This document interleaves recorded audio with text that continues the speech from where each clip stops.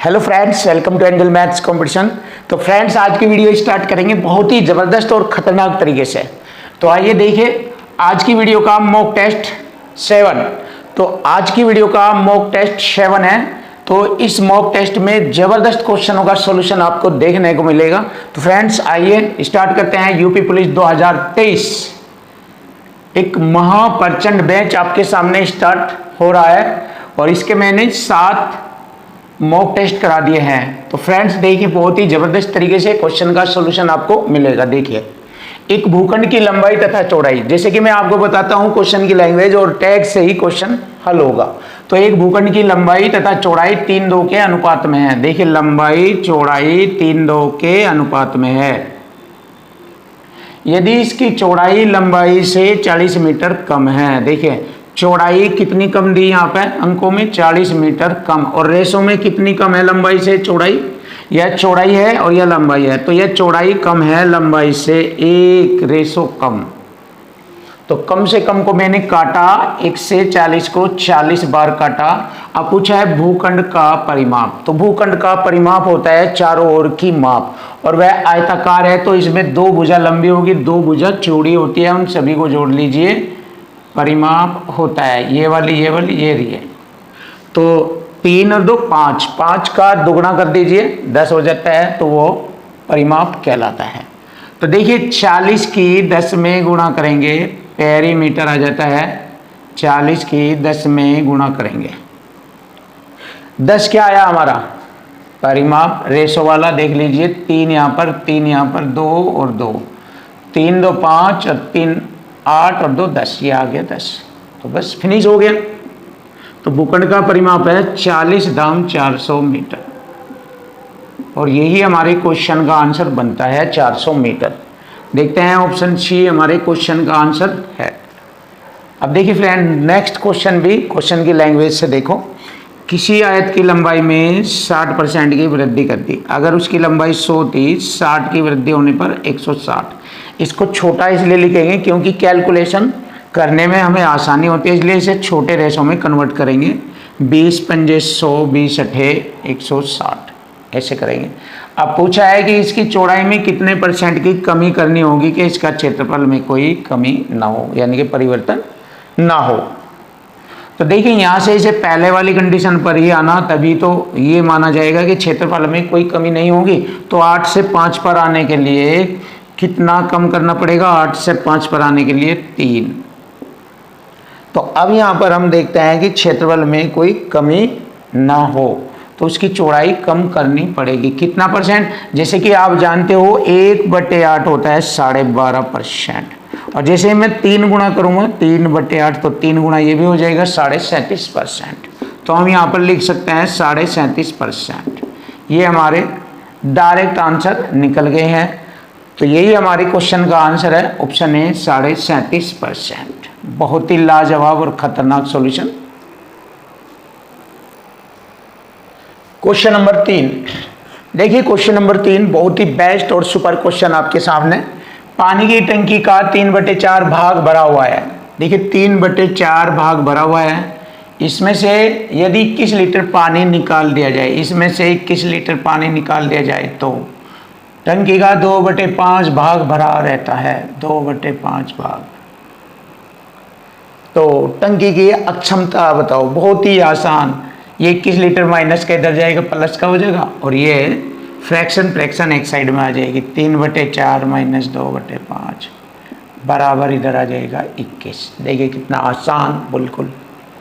LCM ले लिया मैंने यहाँ पर 20, 4 पंजे 20, 5 तिये 15, माइनस 5 चौक 20, 4 दूनी 8, 15 में से 8 घटाएंगे 7, 7 तिये 21 और 20 तिये 60। तो हमारे क्वेश्चन का आंसर आ चुका है 60। तो 60 लीटर है उसकी इफिशिएंसी, अक्षमता। नया क्वेश्चन आपके सामने। एक दीवार 24 मीटर लंबी, 8 मीटर ऊंची और 60 सेंटीमीटर मोटी है। तो दीवार की एक ही यूनिट बना लेते हैं, सेंटीमीटर सेंटीमीटर सेंटीमीटर। क्यों? क्योंकि इसमें जो ईंटें लगेगी उसकी लंबाई चौड़ाई ऊंचाई भी सेंटीमीटर में होती है। तो दीवार के आयतन को एक ईंट के आयतन से भाग करेंगे, क्वेश्चन का आंसर आ जाएगा। देखिए दीवार का आयतन लंबाई गुणा चौड़ाई गुणा ऊंचाई, 24 है 2400 करता है, लंबाई गुणा चौड़ाई गुणा ऊंचाई।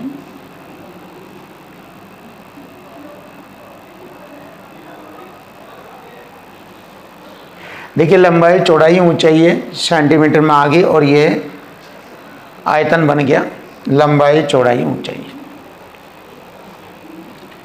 यह 24 सेंटीमीटर तथा 12 सेंटीमीटर और 8 सेंटीमीटर के नाप वाली ईंटों से बनी है। तो देखिए एक ईंट के आयतन से इसको दीवार के आयतन को भाग करेंगे, ईंट का आयतन लंबाई गुणा चौड़ाई गुणा ऊंचाई 8।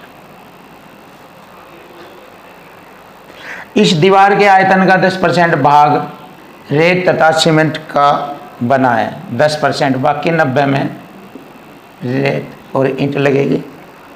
अब इसे हल करेंगे। देखो 24 से 100 बार, 8 से काटेंगे 100 बार, 12 पंजे 60, 100 से 100 कटा,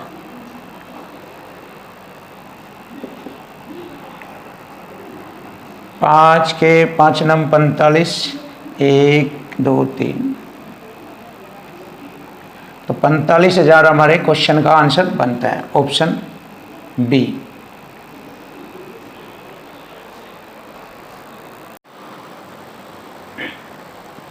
क्वेश्चन नंबर 5, बहुत ही आसान और बेस्ट टेक्निक से आपको इस क्वेश्चन का सॉल्यूशन कराया जाएगा। एक रेलगाड़ी 45 किलोमीटर प्रति घंटा की चाल से चल रही है तथा एक आदमी 5 किलोमीटर प्रति घंटा की चाल से विपरीत दिशा में पैदल चल रहा है, यानी कि रेलगाड़ी के विपरीत दिशा में, यानी कि दोनों एक दूसरे के विपरीत दिशा में ऐसे चल रहे हैं। और जब मैंने बताया था कि दो वस्तुएं या एक आदमी, एक रेल या दो रेलगाड़ियां आपस में विपरीत दिशा में चलती है तो उनके बीच की चाल जुड़ जाती है, तो उन दोनों की चाल जुड़ जाती है। तो यहां पर 45 और 5 जोड़ेंगे, 50 किलोमीटर प्रति घंटे की चाल से एक दूसरे को पार करती है। तो एक दूसरे को पार करने में रेलगाड़ी जब आदमी को, पेड़ को या खंबे को पार करती है तो वह अपनी दूरी पार करती है। और कितना समय लगता है? 18 सेकंड लगते हैं। तो इस रेलगाड़ी की लंबाई बताइए, यानी कि उसकी खुद की दूरी बताइए। तो दूरी यानी कि रेलगाड़ी की लंबाई यानी कि दूरी बराबर होता है चाल गुना समय। चाल हो जाएगी दोनों की जुड़कर 50 किलोमीटर प्रति घंटा को मीटर प्रति सेकंड में बनाएंगे, 5/18 से गुणा करेंगे। देखिए दूरी बराबर चाल और गुणा समय कितना है? 18 सेकंड। तो यहां से हमें मालूम हो जाएगा रेलगाड़ी की लंबाई कितनी है। 18 से 18 कट गया, 50 पंजे 250, 250 मीटर लंबी रेलगाड़ी की लंबाई है। तो रेलगाड़ी की लंबाई है 250 मीटर। देखिए बहुत ही आसानी से आपके क्वेश्चन का आंसर आपको मिल चुका है फ्रेंड्स। तो फ्रेंड्स हमारे क्वेश्चन का आंसर ऑप्शन डी है, जो कि बहुत ही लाजवाब आंसर। नेक्स्ट क्वेश्चन देखते हैं नाव धारा से रिलेटेड। और नाव धारा से रिलेटेड आप जानते हैं कि जब शांत जल की चाल और धारा का वेग, शांत जल की चाल और धारा का वेग कब जुड़ता है? जब धारा के अनुकूल गति होती है। और जब धारा के प्रतिकूल गति होती है तो शांत जल में से धारा का वेग घट जाता है। शांत जल मतलब स्थिर जल। स्थिर जल में कोई नाव की चाल या किसी व्यक्ति की चाल स्थिर जल में अगर दी जाए और धारा का वेग दिया जाए तो धारा की दिशा में दोनों की चाल जुड़ जाएगी और धारा के विपरीत चाल घट जाएगी शांत जल में तो धारा का वेग। तो इस प्रकार हम छोटा सा पॉइंट जानते हैं। अब इसके अकॉर्डिंग हम क्वेश्चन को क्लियर करेंगे। एक स्टीमर धारा के विपरीत दिशा में, विपरीत दिशा ये होती है ऐसे, तो जब विपरीत दिशा में जाता है तो शांत जल में से धारा का वेग घटता है। और कितने घंटे में जाता है? ये 3 घंटे में 72 किलोमीटर, यानी कि 72 किलोमीटर 3 घंटे में जाता है। तो धारा के विपरीत चाल बन जाती है 3 से 72 को 24 किलोमीटर प्रति घंटा। देखिए धारा के विपरीत चाल बन जाती है स्टीमर की 24 किलोमीटर प्रति घंटा। यदि धारा की रफ्तार 3 किलोमीटर हो तो शांत जल में स्टीमर की चाल बताए। देखिए शांत जल में स्टीमर की चाल बताए, बहुत ही आसान। अब आप देखिए यहां पर शांत जल में से धारा का वेग घटने के बाद मुझे मिला है 24 किलोमीटर, ये विपरीत दिशा में। तो आप यहां से ऐसे लिख सकते हैं, शांत जल में से धारा का वेग घटाएंगे 3 किलोमीटर प्रति घंटा, तो बराबर प्राप्त हुआ मुझे 24 किलोमीटर प्रति घंटा की चाल। अब हमसे पूछा है शांत जल में स्टीमर की चाल, ये देखिए एस का मान, एस का मतलब हो गया शांत जल में स्टीमर की चाल। 3 इधर जाकर जुड़ेगा तो 27 आ जाएगा, एस बराबर शांत जल की चाल है, और 24 में 3 जोड़ेंगे 27 किलोमीटर प्रति घंटा। देखिए बहुत ही आसानी से आपके क्वेश्चन का आंसर मिल चुका है, ऑप्शन सी 27 किलोमीटर प्रति घंटा। बहुत ही इजीली तरीके से हर क्वेश्चन को बहुत ही टैलेंटेड और टेक्निक तरीके से आपको सिखाया जाएगा। तो फ्रेंड्स वीडियो को देखते रहिए और एक से एक क्वेश्चनों का आनंद लीजिए और उनको सीखिए। क्वेश्चन नंबर 7 बहुत ही बेस्ट और जबरदस्त सॉल्यूशन आपको देखने को मिलेगा। देखिए फ्रेंड्स, ये मैंने बहुत ही जबरदस्त क्वेश्चन लिया है क्षेत्रफल वाले टॉपिक में से, और बहुत ही सुंदर इसका सॉल्यूशन आपको देखने को मिलेगा। तो आइए स्टार्ट करते हैं। किसी समकोण त्रिभुज का कर्ण 39 सेंटीमीटर है। देखिए यहाँ पर मैं आपको एक्सप्लेन करके दिखाता हूँ, जिससे कि आपको अच्छा भी लगे और समझ में भी आ जाए। ये हमारा एक समकोण त्रिभुज है ABC, ये इसका लंब हो गया, ये आधार हो गया और ये कर्ण हो गया, और कर्ण यहाँ पर उसने 39 सेंटीमीटर दिया है, यानी कि इसकी वैल्यू दी है 39 सेंटीमीटर। अब हमें इन दोनों का पता लग जाए, ये आधार होता है, ये लंब होता है, यानी कि दोनों का गुणनफल, या इसको छोटा a मान लीजिए या इसको b मान लीजिए, एक ही बात है, कोई दिक्कत नहीं।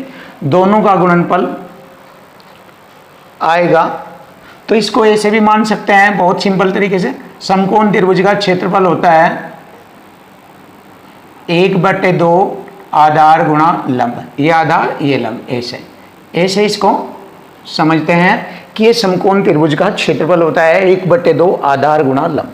अब आइए इसको हल करते हैं। जैसे कि आप सभी को मालूम है पाइथागोरस थ्योरम में कर्ण का वर्ग बराबर होता है आधार का वर्ग जमा लंब का वर्ग। तो यहाँ पर कर्ण दिया है हमें 39 का वर्ग बराबर होता है आधार का वर्ग जमा लंब का वर्ग, ऐसा लिखेंगे। और दोनों भुजाओं का अंतर 21 सेंटीमीटर है। ये जो दो अन्य भुजाएं हैं इनका अंतर 21 सेंटीमीटर है। तो त्रिभुज का क्षेत्रफल निकालिए। देखिए आप आसानी से हो जाएगा। त्रिभुज का क्षेत्रफल मैंने यहाँ पर बताया है, यहाँ पर ही वैल्यू पुट करेंगे ए और बी की, आंसर आ जाएगा। तो वो मैं यहाँ से फाइंड करूँगा। देखिए a square plus B square है, तो यहाँ पर दोनों का स्क्वायर किया जाएगा दोनों साइड में, a square plus B square, और ये इधर आ जाएगा -2ab प्लस का हो जाएगा, और प्लस 21 का वर्ग होता है 441। अब यहाँ पर इसकी वैल्यू हमारी ये बनेगी। देखो यहाँ से मैंने a स्क्वायर जमा बी स्क्वायर है, तो इधर 39 का स्क्वायर कितना बनेगा 1521। 39 का वर्ग होता है 1521, यानी कि इसकी वैल्यू मुझे मालूम हो गई है 1521 है। मैं यहाँ पर लिखूँगा 1521 और इधर लाकर इसको घटाऊँगा 441 को, तो 2 आधार गुणा लंब, ये आ जाएगा हमारा। 1 में से 1 घटाएंगे 0, 12 में से 4 घटाएंगे 8, और 4 में से 4 घटाएंगे 1 0। 1080 बनता है बराबर 2ab हो गया। देखिए 2 से इसको काटूंगा मैं 540, तो a और b क्या फल आ गया 540। अब यहाँ पर वैल्यू पुट करेंगे। देखिए 1/2 ab का गुणनफल ये है 540, तो यहाँ से हमें समकोण त्रिभुज का क्षेत्रफल प्राप्त हो जाएगा। 540 का आधा होता है 270 सेंटीमीटर स्क्वायर। तो यही हमारे क्वेश्चन का आंसर बनता है। बहुत ही ज़बरदस्त और सिंपल मेथड से क्वेश्चन का आंसर आपके सामने दिया है, ऑप्शन बी 270। अब हमारा नेक्स्ट क्वेश्चन है, यहाँ पर देख लीजिए आप, बहुत ही सुपर और खतरनाक। दो बेलनों के आधार की त्रिज्याओं का अनुपात, ये त्रिज्या r1 होगी, ये त्रिज्या r2, और उनकी ऊंचाइयों का अनुपात ये h1 और ये h2 है। तो उनके आयतनों का अनुपात हमें ज्ञात करना है। बहुत ही सिंपल तरीके से आयतन का अनुपात, बेलन का आयतन हो πr²h, दूसरे बेलन का आयतन भी πr²h2, ये r1 r2 h1 h2 ऐसे लिखेंगे 0 से 0। अब r1 स्क्वायर ये है 3 का स्क्वायर 9, h1 यहाँ से लेंगे 4, और रेशो में r2 स्क्वायर 4 का स्क्वायर 16, और h2 यहाँ से लेंगे हम 9। अब इसको हल कर लेते हैं। 4 से 4 काटा, 9 से 9 काटा, और 4 एकम 4 चौक 16, तो हमारे क्वेश्चन का आंसर हमें मिल गया है 1:4, यानी कि उन दोनों बेलनों के आयतन का अनुपात है 1:4। ऑप्शन बी हमारे क्वेश्चन का आंसर बन चुका है 1:4। क्वेश्चन नंबर 9, देखो क्वेश्चन नंबर 9 बहुत ही अच्छा क्वेश्चन है और इसमें पूछा गया है कि 40 और 70 के बीच अभाज्य संख्याओं का योग ज्ञात करें। देखिए यूपी पुलिस कांस्टेबल में इस प्रकार के क्वेश्चन भी आपसे पूछे जाते हैं, इससे पहले प्रीवियस एग्जाम में आ चुके हैं इस तरह के क्वेश्चन, तो ऐसे क्वेश्चनों का सॉल्यूशन भी आप आसानी से सीख सकते हैं। देखिए 40 और 70 के बीच में सभी अभाज्य संख्याओं का योग, तो 40 के बाद अभाज्य संख्या आती है 41, उसके बाद 42 कट जाएगी 43, फिर 44 कटेगी 45 कटेगी 46 कटेगी 47, 48, 49, 50, 51, 52, 53, 53 आ गई। 53 के बाद 54 कट जाएगा 55, 56, 57, 58, 59, इसके बाद 60 कट जाएगा 61, 62 कटेगा 63, 64 कटेगा 65 कटेगा 66, 67, 68 कटेगा 69 कटेगा और 70 ये आ गया। तो अब हम देखते हैं कि 40 और 70 के बीच जो अभाज्य संख्या है उन सभी का योग हमें ज्ञात करना है। अब इनका योग कर लीजिए सिंपल मेथड से, आप इन्हें जोड़ लीजिए। देखो 7 एक 8 और 9 9 8 17 3 20 20 27 3 30 और 31 हासिल लगे 3 6 6 12 12 और 5 17 17 हासिल जोड़ लो 3 भी 20 5 25 29 30 और 7 37 371 जोड़ सकते हो आप इनका योग 371 आएगा और यही हमारे क्वेश्चन का आंसर बनता है 371। ऑप्शन सी हमारे क्वेश्चन का आंसर। तो इस प्रकार के क्वेश्चनों के लिए कोई ट्रिक नहीं होती, क्योंकि सभी अभाज्य संख्याओं में अलग अलग डिफरेंस होता है, अलग अलग अंतर होता है। यदि एक समान अंतर आ जाए, चाहे वो 2 का 3 का 5 का 4 का कुछ भी अंतर आ जाए, तो उसके लिए ट्रिक बन जाती है। बट यहाँ पर कोई अंतर समान नहीं है, इसलिए इनको सभी को लिखकर ही जोड़ा जाता है और इसी प्रकार इसका आंसर बेस्ट है। तो हमारे क्वेश्चन का आंसर आ गया 371। अब क्वेश्चन नंबर 10, यदि 3 की घात x + 8 बराबर 27 की घात 2x + 1 है तो x का मान बताए। तो सिंपल सा मेथड, बेस जो आधार होता है उसको आधार को समान बना लेते हैं। देखिए 3 की घात x + 8 और 27 को भी 3 के बेस पर बना लीजिए। 27 होता है 3 × 3 × 3 27, यानी 3 की घात 3 होता है। तो इसको लिख लेंगे 3 की घात 3 और घात घात में गुणा होगी 3 दूनी 6x और जमा 3 एकम 3, ऐसे लिख लेंगे इसको। अब आधार से आधार कट जाएगा। अब x + 8 बराबर 6x + 3 ये रह जाता है। अब यहाँ से हम x निकालेंगे। 6x में से 1x इधर घटेगा तो 5x और 3 इधर 8 में से घटाएंगे 5, तो 5 से मैंने 5 काटा 1 बराबर x, तो x का मान आ चुका है 1, तो x बराबर होता है 1। यही हमारे क्वेश्चन का आंसर बनता है ऑप्शन डी, x बराबर 1।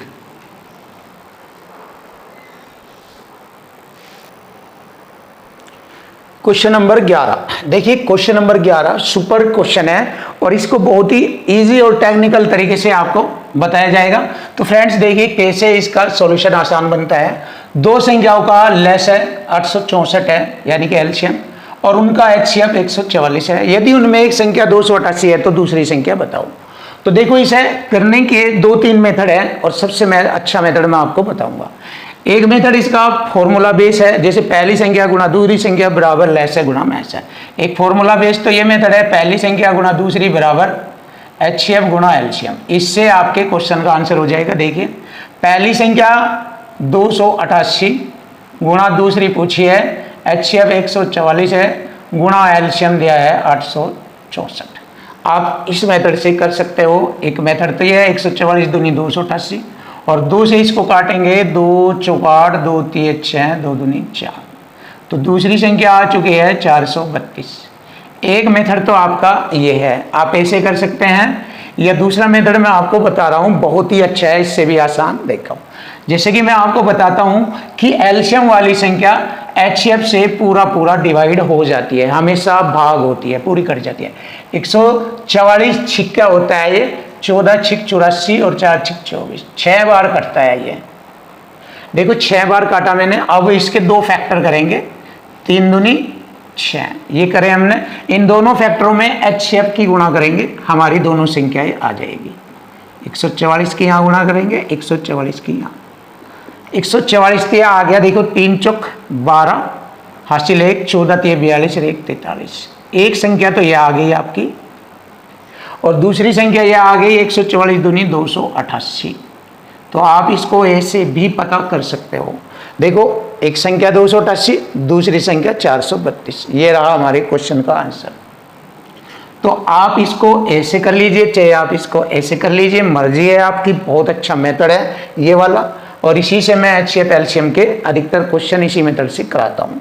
तो चलिए एक नेक्स्ट क्वेश्चन भी आपके सामने, बहुत अच्छा और सुपर क्वेश्चन आपके सामने, आपको बहुत ही जबरदस्त लगेगा। अगर आप इसका सॉल्यूशन खोलकर और का प्रीमेकरण करने के अकॉर्डिंग करोगे तो आपका बोर्ड भर जाएगा, टाइम ज़्यादा लग जाएगा। तो कंपटीशन में टाइम नहीं लगाना, कुछ ऐसा तरीका निकालते हैं जिससे वह सेकंडों में हल हो जाए।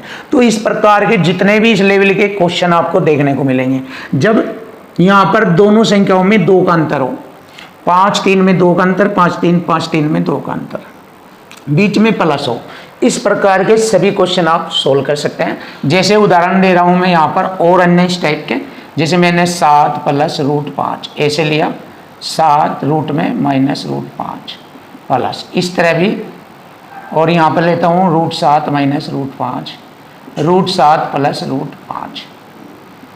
इस प्रकार के चाहे जितने क्वेश्चन बना लीजिए आप, सभी का आंसर या सॉल्यूशन यही होगा जो मैं अब आपको बताने जा रहा हूँ। देखो तो अब हम देखते हैं कि हमारी 2 संख्या यह है √5 और √3, और अंतर मैंने बताया 2 का होना चाहिए। तो इन दोनों संख्याओं को जोड़ लेते हैं, चाहे यहाँ देख लीजिए 5 3 है, 5 3 5 3 कहीं भी देख लीजिए। तो 5 और 3 को जोड़ेंगे 8, और 8 पर वर्ग दिखाई दे रहा है, तो 8 का वर्ग करेंगे 64, और इनके अंतर को घटा देंगे जो इन दोनों के बीच का अंतर है 2। तो 64 - 2 हो गया इसका 62, तो 62 इसका आंसर आता है। तो देखिए फ्रेंड, इस प्रकार के क्वेश्चन आसान से कर सकते हो। इसी तरह जो एग्जाम्पल मैंने लिया है इसको भी ऐसे कर सकते हैं। अंतर 2 है, 7 5 7 5 7 5, तो 7 और 5 को जोड़ेंगे 12, और वर्ग है तो वर्ग करेंगे और इन दोनों का अंतर घटा देंगे। तो 12 का वर्ग 144 - 2, तो 142 आ जाता है। इस तरह के क्वेश्चन का आंसर 142 आता है। तो सेम मेथड है, आपको इसी तरीके से करने हैं ऐसे क्वेश्चनों को। क्वेश्चन नंबर 13 बहुत ही सुपर और बेस्ट क्वेश्चन आपके लिए।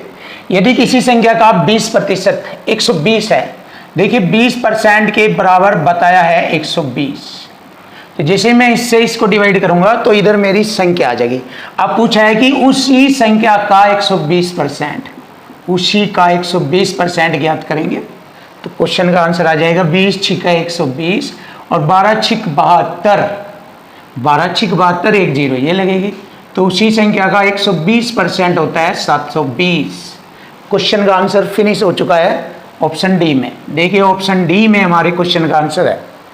नेक्स्ट क्वेश्चन देखो, किसी संख्या का 1/6 उसी संख्या के दुगने से, कोई संख्या 1 है, इसके दुगने से 1/6 कम है 44, और इधर ये वाला इससे कम है तो घट जाएगा इसमें से ये, तो कम बराबर कम, इससे ही मैं क्वेश्चन का आंसर करता हूं।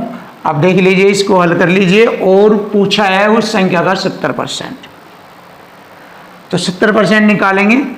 जैसे मैं इसको हल करूंगा इधर हमें संख्या आ जाएगी, तो यहीं पर ही मैं 70% भी लिख लेता हूं, 0 से 0। अब देखिए 2 × 2 6 दूनी 12 में से 1 घटाएंगे 11/6 बराबर 44 × 7/10, 11 चौक 44, सिंपल सा मेथड।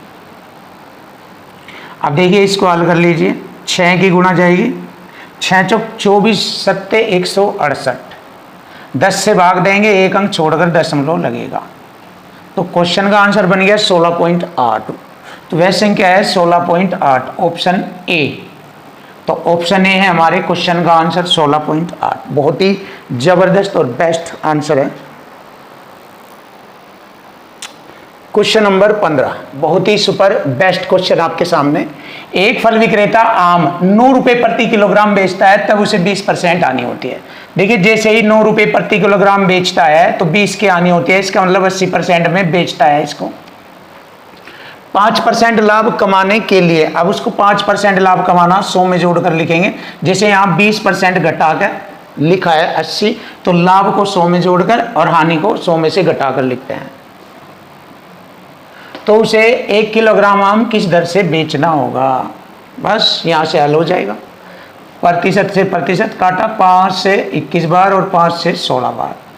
अब देखते हैं 21 × 168 को 16 से भाग करते हैं।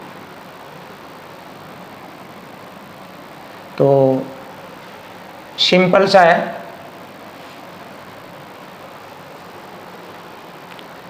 सॉरी 21 × 8 नहीं है, ये 9 × 9, ये गलत हो रही है गुणा। 9 × 9 और 9 दूनी 18, 189 होता है। तो 21 × 9 189 और 16 से इसको भाग करेंगे। 16 × 16 देख लीजिए, 2 बचे हो गए 29, 16 × 16 13 बचेंगे, दशमलव लगा कर 130, 16 × 8 128, यानी 11 पॉइंट देख सकते हैं 11.1 रुपये प्रति किलोग्राम। और यही हमारे क्वेश्चन का आंसर बनता है ऑप्शन ए, फिनिश। देखिए फिनिश हो गया है ऑप्शन ए। अब हम इसको देख लेते हैं। 50 वस्तुओं का क्रय मूल्य, 50 वस्तुओं का क्रय मूल्य 40 वस्तुओं के विक्रय मूल्य के बराबर है। छोटा कर लीजिए, कैलकुलेशन आसान हो जाएगी। अगर उसने खरीदी 4 की, बेच रहा है 5 की, तो 4 पर 1 का लाभ, तो लाभ परसेंट आ गया 25, क्योंकि 1/4 25% का लाभ होता है। तो 1/4 को हम लिख सकते हैं परसेंट में 25, तो 25% का लाभ। ऑप्शन ए हमारे क्वेश्चन का आंसर बन चुका है। क्वेश्चन नंबर 17, बहुत ही जबरदस्त क्वेश्चन। एक व्यापारी अपनी वस्तु पर इस प्रकार मूल्यांकित करता है कि 10% कमीशन देने पर भी उसे 20% लाभ होता है। वस्तु का क्रय मूल्य यदि 360 है तो वस्तु का अंकित मूल्य बताओ। देखिए, छूट हमेशा वस्तु के अंकित मूल्य पर दी जाती है। कितने की छूट? 10 की। कमीशन हो या छूट हो तो 90% में बेचेगा। और लाभ हमेशा क्रय मूल्य पर ज्ञात किया जाता है। क्रय मूल्य है 360 पर लाभ 20% का है, तो 120%, 100 में जोड़कर लिखेंगे। 30 × 90 और 30 चौका 120 और 3 से काटा 120 बार, 12 चौक 48, तो वस्तु का अंकित मूल्य था 480 रुपया। और यही हमारे क्वेश्चन का आंसर बन चुका है। ऑप्शन देखते हैं डी, ऑप्शन डी हमारे क्वेश्चन का आंसर है। नेक्स्ट क्वेश्चन बहुत ही बढ़िया अच्छा सवाल। 2 संख्याओं का औसत m है, तो दोनों का योग हो जाएगा 2m हो जाएगा। इनमें से एक संख्या n है, तो दूसरी संख्या बताओ। देखो, ये 2 संख्या है, पहली व दूसरी, दोनों का योग 2m। इनमें से एक संख्या दी है उसने n, ये रख दिया, दूसरी का मान बताओ। तो दूसरी संख्या बराबर हो जाएगी 2m और इधर जाकर ये घट जाएगा n, तो दूसरी संख्या आ गई 2m - n। यही हमारे क्वेश्चन का आंसर बना है। ऑप्शन डी हमारे क्वेश्चन का आंसर आ चुका। क्वेश्चन नंबर 19, बहुत ही बेस्ट क्वेश्चन। यदि ए बी सी का अनुपात 2, 3, 4 है, तो A/B अनुपात B/C अनुपात C/A का मान बताए। तो A का अनुपात 2 है, तो यहां पर लिखेंगे 2 और B का 3 रेशो में, B का 3, C का 4, फिर C का 4, A का 2। अब हम इसको हल करेंगे सिंपल मेथड से। 3 चौक 12 दूनी 24, यानी कि इनका एलसीएम 12 आता है। तो एलसीएम 12 को बारी बारी इन्हीं से भाग करेंगे। 3 चौक 12, 4 दूनी 8 आ गया, 4 × 12, 3 × 3 9 आ गया, और 2 × 6 12, 6 चौक 24 आ गया। तो ABC इस कंडीशन का जो रेशो है वो ये है 8, 9 और 24, 8, 9, 24। ऑप्शन सी हमारे क्वेश्चन का आंसर बन गया। बहुत ही जबरदस्त, बहुत ही आसान। अब देखिए क्वेश्चन नंबर 20 भी बेस्ट क्वेश्चन है। 2 की घात 1/5, इसको ऐसे लिखेंगे बटे, अनुपात का मतलब बटे 2 की घात 0.5। तो जब आधार समान हो तो घात घट जाती है। इसको ऐसे लिख लेंगे 2/1 और घात घटाएंगे, 1.5 में से 0.5 घटाएंगे ऐसे, तो फिर इसको लिखेंगे 2/1, इसमें से घटाएंगे 1 बचेगा, तो 2/1 का मतलब 2:1। ये हमारे क्वेश्चन का आंसर बनता है। तो फ्रेंड्स, बहुत ही ज़बरदस्त और ख़तरनाक क्वेश्चन आपके सामने कराए हैं। तो इन सभी क्वेश्चनों की प्रैक्टिस कीजिए और इस मॉक टेस्ट की प्रैक्टिस करने के बाद आपका और आसान मैथ हो जाएगा। तो इसी बात के बाद थैंक यू, वेलकम, धन्यवाद, स्वागत।